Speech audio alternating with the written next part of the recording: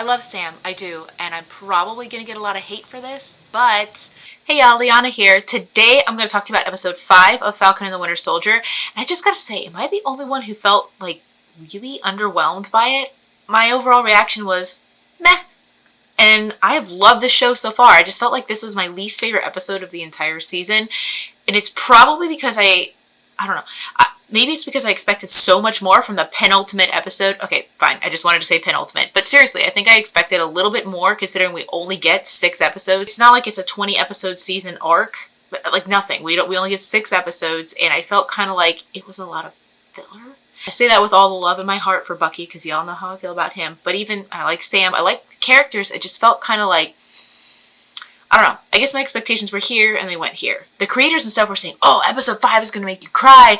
And I'm like, where? Where was it supposed to make me cry? Or maybe I'm just that dead inside? Thanks, Game of Thrones. I'm just going to delve right into my thoughts and theories on this episode 5 of Falcon and the Winter Soldier and why I felt kind of like about it. Also, I'm going to call myself out on a theory that I made last week for episode 4, which I'll put in the eye link down below.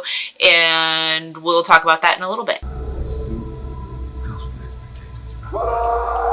So I want to talk briefly about this scene, which I thought was very interesting character development for John Walker, and it shows that he actually has remorse for what he did. It wasn't just because he was a bad guy or anything. He's feeling remorse for not only the loss of his friend, but for his actions. And then you see later on how he's kind of trying to talk himself into it, like, well, he killed him, but he wasn't the one who killed him. And that's evident by when Sam and Bucky were trying to talk to him, being like, man, he didn't kill him. That wasn't him that did that.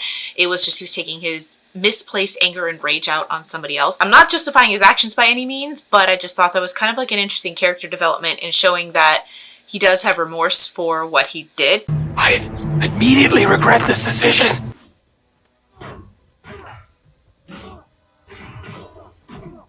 Okay, so that fight scene with John, Sam, and Bucky is actually where I first started to have problems with the episode. And I know that doesn't bode well because it was only, like 3 minutes in. Now, the conversation they had between the three of them, I actually thought it was pretty good. Sam trying to talk him down. He did almost have him, but John's kind of got, nutsoid in the brain. I'm just going to kind of bullet point these because I did have more than one problem with the scene, and there's actually another scene where I have more than one problem, so we'll get to that in a minute. My assumption when I was watching it at first, I was going, oh, well, Bucky, he's got the metal arm, but he can't punch through the shield because it's made of vibranium. And then I was like, wait a minute. The shield is vibranium, the arm is vibranium. Don't they, cancel each other out? Shouldn't he be able to... Maybe not. Maybe vibranium is just really strong, and it's not one of those things where they cancel each other out, but I thought we saw that before somewhere. Maybe I read it somewhere. It might not even be MCU. But that was kind of a minor thing. That was just kind of like one of those I wonder things. However, I hated how all of a sudden they made Bucky seem like he didn't know what the heck he was doing. I even showed it in the clip that I had played there a minute ago, that his punches were throwing wide. He looked like he wasn't really sure what the heck he was doing. And I don't think it was because he was pulling his punches, because that was what he was doing with the Dora Milaje in the last episode. And that was different. I don't know if they just choreographed this different, but I feel like MCU always does things on purpose. And I'm like, now all of a sudden he's been 70, 80 years as this world-renowned, everybody's terrified of him assassin, and now he has no idea what he's doing. The serum shouldn't matter because he's had the serum, John's had the serum, they're equally matched on that level. But while John is trained as an army soldier, Bucky is a freaking assassin. He is highly skilled, as we've seen in this series alone, over and over, let alone the movies that we've seen him in. And I just felt like they made him seem like he didn't really know what the heck he was doing. It just really frustrated me because we all know Bucky knows what he's doing.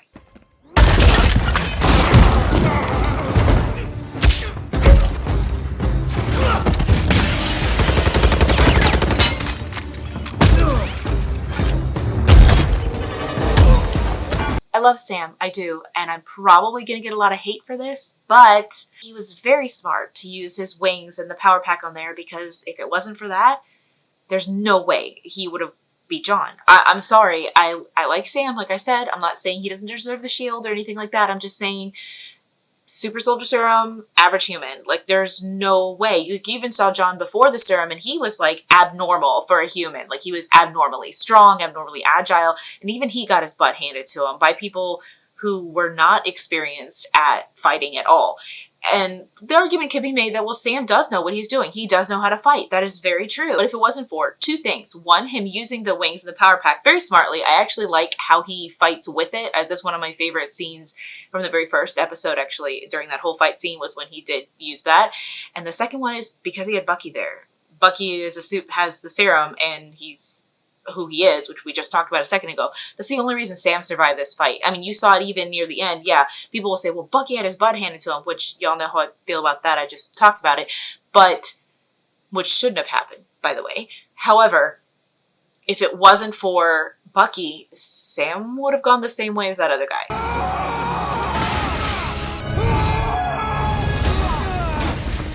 Like I said, Sam's skilled, for sure. I'm not arguing that. It's just, he's not as powerful as some of these other people. It's just facts. My problem with that in this scene is that they made it seem like he was on their... I mean, I guess with his power pack and stuff, he could be on their level. Because he did kind of... You know, the fight ended when his rings were ripped from his back. But it's very lucky that he had the co-worker, teammate guy that he had with him. There's a scene that I actually really, really liked from this fight scene. And it was... this one right here. I thought this was beautiful cinematography. Him standing with the light hitting him. It's a silhouette. He's got the shield. And then he hands it to Sam. Okay, so time to call me out on my crap. Because last week, if you saw that episode I did on episode 4, I said that they were probably just going to try to cover everything up and paint...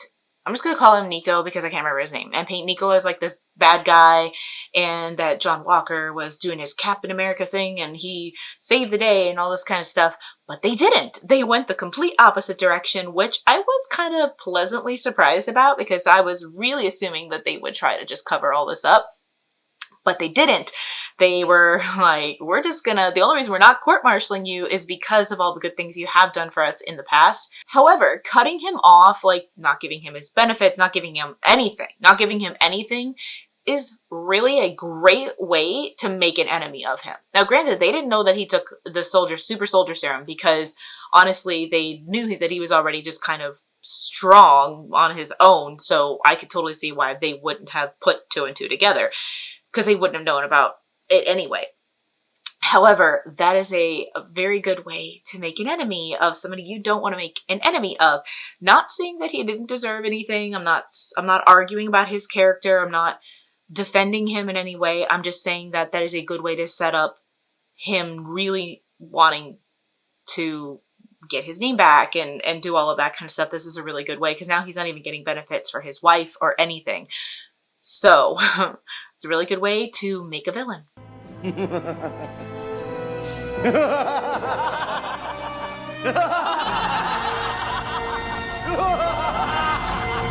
it's Elaine! That was my initial response to that scene. I was actually really excited to see her. I didn't realize she was the one that everybody was kind of like, oh, you're gonna get this really cool cameo appearance and blah, blah, blah. Like, I didn't really, I was like, oh, cool. I mean, I like Elaine, a Seinfeld fan from back in the day.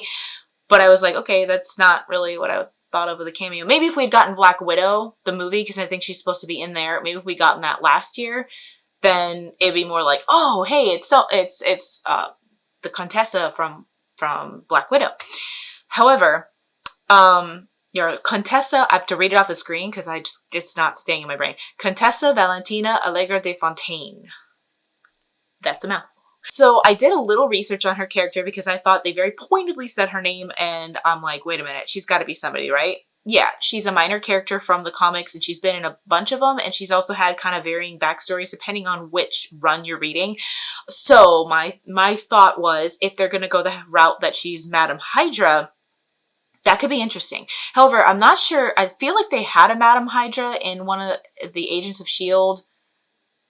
like episode arcs, but I honestly can't remember. It's been so long since I've seen that show and I only like watched it through once, so sorry about that. Please let me know in the comments if I'm remembering correctly or not. It also kind of doesn't really matter because the MCU is great about being like, shh, just forget we mentioned that before, we're gonna go this way. So Madam Hydra, though, if they bring that route in, that could be very interesting because of the fact that she's recruiting John Walker. For Hydra, let's just say it is, right? So for Hydra's sake, it would be very smart of them to have somebody like John Walker's well, let's just call him U.S. agent now, because I think he's pretty much going to make that transition finally. So it's very smart of them to have their own Captain America, U.S. agent. It's very smart of them to kind of recruit him because he's in the perfect position. He's mad at the government for just kind of booting him out. He feels like he's not been able to defend himself. His best friend is dead. Like, all this kind of stuff is happening. So they were very smart to try to recruit him at this time.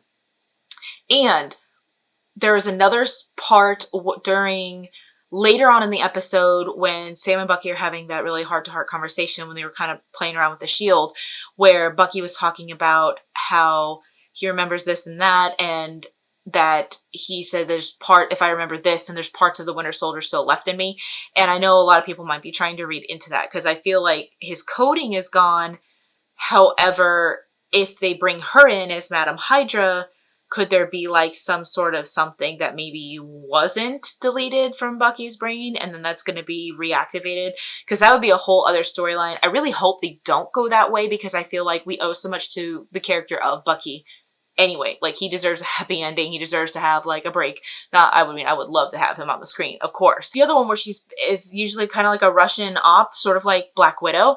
And that would be kind of interesting as well, because if she's either playing for Hydra or she's playing for another entity, whether it doesn't have to be Russia, it could be anything they could make up. She could also be part of that Black Widow program, which is from the Red Room.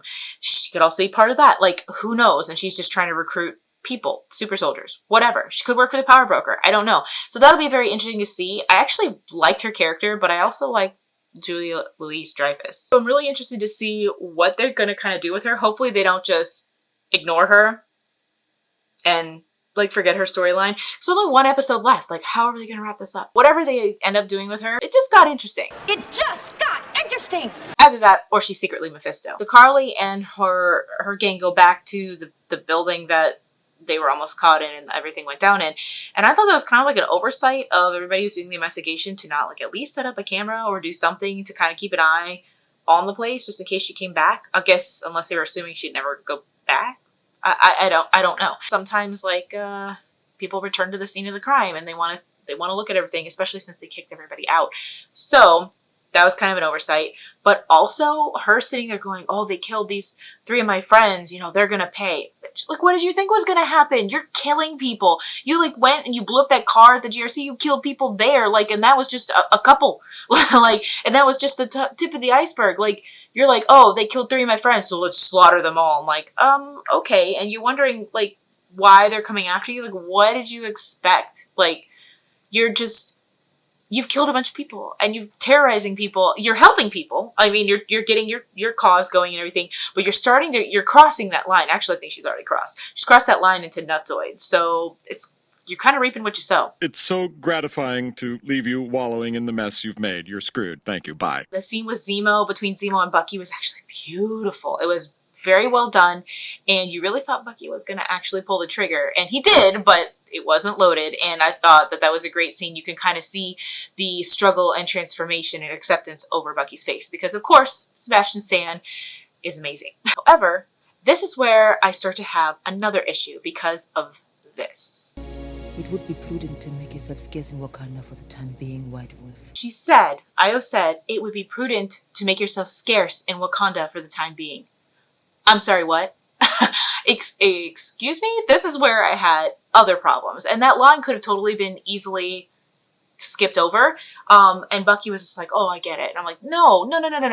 So there's been a lot of chatter about this kind of stuff on Twitter and in the groups and everything. And I talked a bit last week about how it was not cool how they just disarmed Bucky. And yes, that's my pun from last week, but it really wasn't cool. I mean, you can't just disagree with somebody and take their prosthetic limb, like whether it's made of vibranium or not. So a lot of people are saying, well, Bucky owes them everything. They took him in and they cleaned his brain of the brainwashing and they gave him a vibranium arm, so he owes them everything. No. So first of all, the reason they took him in is because T'Challa felt bad. T'Challa felt bad because he was trying to murder Bucky for something that Bucky didn't even do. As you could see that from Civil War, he was going after him, and he's like, I didn't kill your dad. He's like, then why did you run? And he just keeps going at him, never stopping to like think, hey, maybe somebody's framing. He was kind of blinded by his rage. Then later on, when he hears Zemo confessing to everything that he did, T'Challa realizes his mistake and was like, oh crap. So I always interpreted him taking Bucky in and holding him and them trying to figure out a way to get the programming out of his head as kind of like, sorry for trying to kill you. Here, let's help you out. Let's give you some solace. Let's give you a place to be. And that's kind of what I always took that as, is T'Challa kind of apologizing for it. So he doesn't really owe them for that because they tried to kill him straight up for nothing. He didn't do anything to them. So that was them trying to rectify it, or at least T'Challa trying to rectify it. The next point was, oh, but they gave him a vibranium arm. He really owes them for that. No, he doesn't. Because if you remember, they did the deprogramming. I think they kind of showed them talking a little bit at the end of the end credit scene at the end of Black Panther. But in Infinity War, what did they show? They said the White Wolf has rested long enough, and they're walking out to Bucky. He's in this little hut on a farm. He's just living his life. He's, the kids from the village come and they're hanging out with him, and he's just throwing hay around or whatever he's doing. He's farming, right? He's living a peaceful life, minding his own business with one arm. He just has one arm and he's fine. Somehow puts his hair up in a bun, but he's working it. I would really like to know how he put his hair up in a bun. What happens is they bring him this vibranium arm and they place it in front of him. He opens the case, he sees it. He asks, where's the fight? Because he automatically knew if they're bringing him a vibranium, they're bringing him a new arm, not even vibranium or not, that they're going to need him to fight. And that's exactly why. They only gave him that arm because they needed him to fight against Thanos. That's the only reason they gave him the arm. Because you can't tell me that they would have just given him this high-tech, fancy arm just for giggles. Like, no. They did it because they needed a good fighter. And then I guess the argument can be made like, well, they let him keep it. Yeah, how are you gonna just take a prosthetic limb away from somebody? Like, okay, although knowing Bucky, he'd have probably been like, okay. That's a left arm. He'd probably been like, okay, here you go. Think about it. They went after him wrongfully, trying to kill him for something he didn't do, and then they only gave him the arm because they needed him. Lots happened in that scene with Isaiah, didn't it? And there was a lot of heavy, heavy, heavy content there. And I'm actually really glad we got to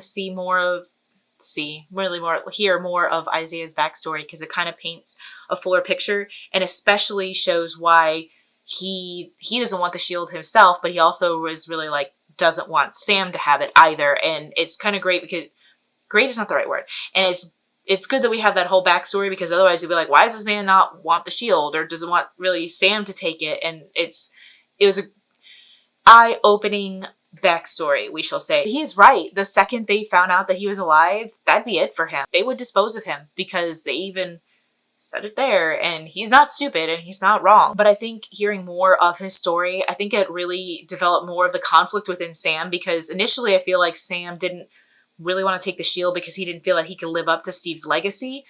But then as he started talking to Isaiah more, it became more of a race issue, and I don't think he really thought of it from all of the angles, and so now he kind of has that conflict in him as well. But he could also use that to his advantage in the sense that somebody's got to be first, right? I definitely can see that there's going to be a lot of conflict in Sam, and hopefully he can get over that.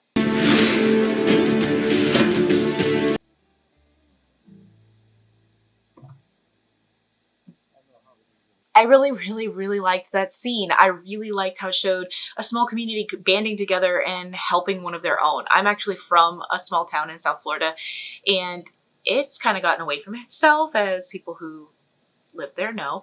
But there used to be kind of like a small town feel. Like my mom worked at like the bank in the town and she knew everybody. So like a trip to the grocery store on a weekend for milk would take 3 hours because everybody would be talking to everybody.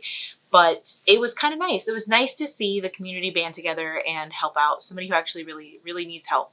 And it was kind of like one of those little like, oh, heartwarming scenes. I actually did enjoy that. Why didn't you use the metal arm? Well, I don't always think of it immediately. I'm right-handed. I had to hear that line again. That was priceless. Well, I don't always think of it. Like, that was great. And that whole scene of them working together on the boat and everything, that was really great. Like, I think they could give us 6 hours of just them working on the boat silently and throwing in some quips like that every once in a while, or little jabs at each other, and I think we would all pretty much eat that up because that was pretty fun. Later on, where Sam and Bucky are kind of tossing the shield around, and Sam's kind of giving Bucky like a little grief counseling session. That was beautiful. It really showcased Sam's skills as a grief counselor and how good he is at being that guy. And it also kind of helped Bucky realize he's getting crappy therapy, but also kind of was giving him some more realizations about the actions he needs to take to help himself. Because Sam's right, the only way you're going to get out of that hell is like doing the work. You got to do the work. And I thought that was really beautifully done. Actually, Bucky got more help in those 10 minutes than he has in his entire time with his crappy therapist, didn't he? That was a really moving scene. It was really great to see the boys have like this heart-to-heart. On a side note, so when Bucky leaves, is anybody giving him a ride to the airport, or is he just like hitchhiking? Is he taking an Uber or what? Because that's a long walk to the airport, super soldier or not. I mean, is he gonna like run it? Like, I wanted to pause here and look. The little silver balls, I don't know if you guys can see my mouse, but the little silver balls, are those the Wakandan tech that Bucky picked up when we first got to see Io come into this show? Because that looks like Wakandan tech. Or maybe it's just something that mimics it. But that was my initial thought. So this scene is really interesting because we get to see Batroc again. And this guy just never dies, does he? He just keeps coming in and out, which is great for him. But he, as we saw, you know, in a very quick scene a little bit ago, that Sharon was actually the one who called him and said, I need you to make this delivery. Which is very, very interesting. Is she working, like, why did she send him there with that stuff? Like, is she working for the power broker? Is she the power broker? My theory, as if you saw last week, is that she is actually working for the CIA, like they're all undercover, which makes sense as to why maybe it's traceable, maybe not. Maybe she's her own entity or whatever. Like, why should she be giving that kind of ordinance to them? She could be working with them through backdoor channels, but I feel like that's too easy. But she did say she got some help, so I don't know who she called, because obviously Carly is not going to call the power broker, because the power broker wants her dead. So, like, who, you know, maybe Sharon's her own thing. I don't know. Or maybe she's, like I said, she could still be undercover. Who knows? I guess we shall see.